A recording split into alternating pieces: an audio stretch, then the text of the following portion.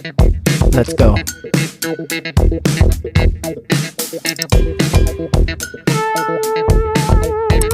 Start करते हैं। हमने बोनलेस चिकन लिया है और उसमें दही का 1 कप ऐड कर दिया है जी। और अब इसमें हम 1 टेबल स्पून के करीब हम इसमें कुटी हुई लाल मिर्च ऐड करेंगे। हाफ टी स्पून से कम हम इसमें हल्दी ऐड करेंगे।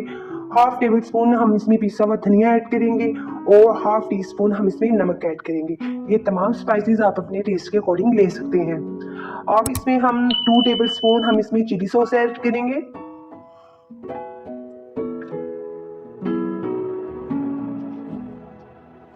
और 2 टेबल स्पून के करीब हम इसमें सोया सॉस ऐड करेंगे। 1 टेबल स्पून हम इसमें सिरके के ऐड करेंगे और इन सबको हम मिक्सअप कर लेंगे। देखिए अच्छे से हम इसे मिक्सअप करेंगे और हाफ कप पानी हम इसमें डालकर इसे पकने के लिए रखेंगे। इतने में जो मेरे चैनल पर नए हैं तो प्लीज़ मेरे चैनल को लाइक शेयर सब्सक्राइब जरूर कीजिएगा। बेल आइकन को जरूर प्रेस कीजिएगा जिससे हर आने वाली नई वीडियो को नोटिफिकेशन आसानी आपको मिल जाए। हाँ जी, चिकन हमारा गल चुका है और अब हम इसे स्ट्रेनर में निकालेंगे। ये देखें और इसे ठंडा करने के लिए रख देंगे।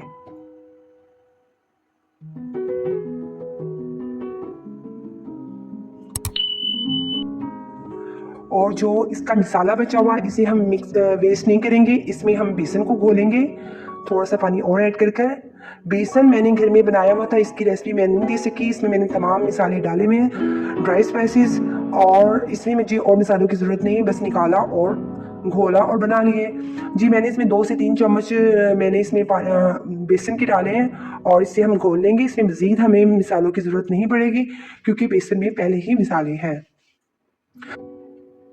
1 चुटकी हम इसमें बेकिंग पाउडर की डालेंगे ताकि हमारे पकोड़े बनते हुए थोड़ी सी फूल जाए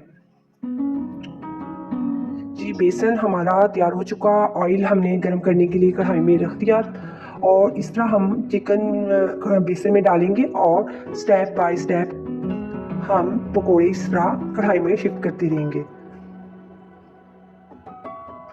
बहुत टेस्टी लगते हैं चिकन के पकोड़े और बहुत क्रिस्पी लगते हैं माशाल्लाह, और बच्चे बड़ों सबको बहुत पसंद होते हैं चिकन के पकोड़े, अफ्तारी में ख़ास तौर पर। हम फौरन से चम्मच नहीं चलाएंगे।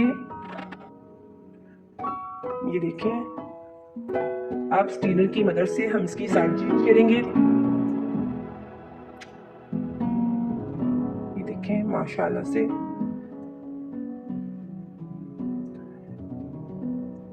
ये देखिए हमारे पकोड़े तैयार हो गए हैं। अब हम इसे स्टीनर में निकालेंगे। अब इसी तरह हम दोबारा से पकोड़े कढ़ाई में डालेंगे।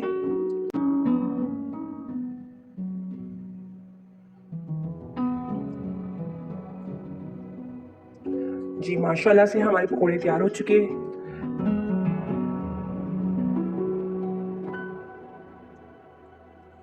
कैसी लगी आपको मेरी चिकन पकोड़ा की ये रेसिपी? उम्मीद है पसंद आई होगी, तो प्लीज़ कमेंट सेक्शन में ज़रूर बताइएगा। दुआओं में याद रखिएगा।